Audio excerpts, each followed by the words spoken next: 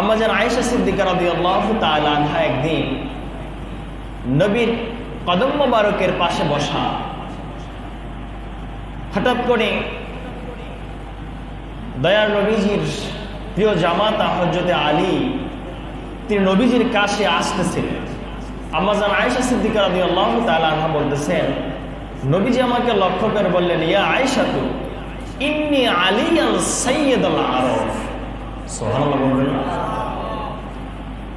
আয়েশা শোনো, তুমি যে দেখতেছো আমার জামাতা আলী আসতেছে, এই আমার জামাতা আলী হলো তামাম আরবের সরদার।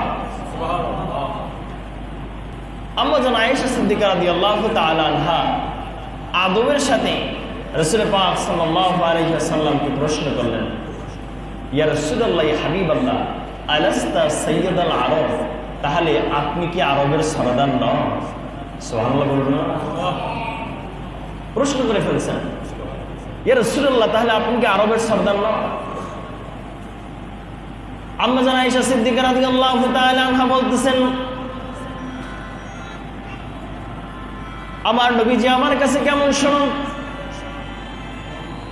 লানা শামসুন ওয়ালিল আফাকে শামসুন, যেমনি করে পৃথিবীর একটা সূর্য আছে, আমি আয়েশারও তেমনি করে একটা সূর্য আছে।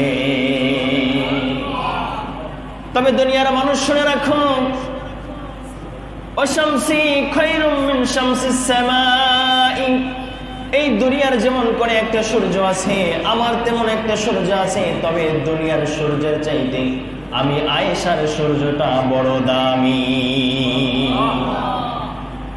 আম্মাজান আয়েশা সিদ্দিকা রাদিয়াল্লাহু তাআলা আনহা বলতেছেন, ফাইন্নাশ শামসা তাতলু বাদাল ফাজরি ওয়া শামসি তালিউন বাদাল ইশাই, তবে শুনে রাখো প্রতিদিন আম্মাজান আয়েশা সিদ্দিকা রাদিয়াল্লাহু তাআলা আনহা বলতেছেন, দুনিয়ার সূর্যটা প্রতিদিন ফজরের নামাজের পরে দুনিয়ার আকাশে উদিত হয়, দুনিয়ার আকাশটা রঙ্গিত করে ফেলে, আলোকিত করে ফেলে, আর আমি আয়েশার সূর্যটা প্রতিদিন আবার ইশারের নামাজের পরে আমার হুজরা মুবারকে উদিত হয়, আলোকিত করে ফেলে।